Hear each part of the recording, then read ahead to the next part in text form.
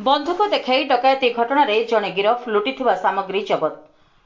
अभियोगकारी 39 वर्षीय मनोरंजन बलवंतराय रिपोर्ट आधार में रुजु होता डकायती मामलें पुलिस जड़े अभियुक्त को गिरफ करिछि।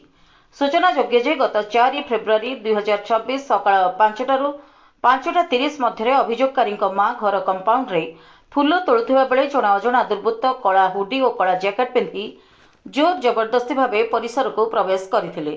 से पिस्तल देखाई भयभीत करने सह हत्या धमक दे तांकर सुना कानफुल नकली चूड़ी छिंडई नहीं घर पछपार्श्व दे पलाई जाइथिले। एही घटना परिवार सदस्य मानक मध्यरे भय आतंक सृष्टि होइतिला। तदंत समय पुलिस निकटस्थ अंचल सीसीटीवी फुटेज जांच करथिला।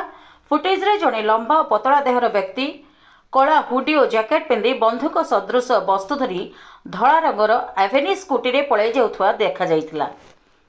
फेब्रुआरी 2026 सकाळ प्राय 4:45 समय वीआईपी कॉलोनी निकट में पेट्रोलिंग समय पुलिस को निर्भरयोग्य सूचना मिलता जे सही स्कूटी रे जड़े सन्देहजनक डकायती उद्देश्य घुरुचंती।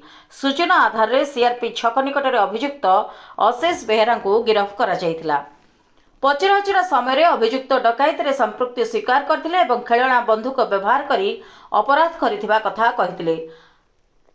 तांको प्रकाश आधार में day and night KCC cricket पड़िया N3 निकटरू गुप्त स्थान लुटिथिबा सुना कानफुल और नकली चूड़ी जबत कर व्यतीत खेलना बंधुक 2टी कला जैकेट मोबाइल फोन स्कूटी अभियुक्त पिंधिथिबा पोशाक मध्य जबत होइछि।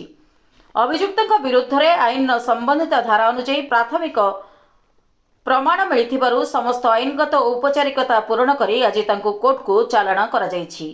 Bureau report Ekamra media news.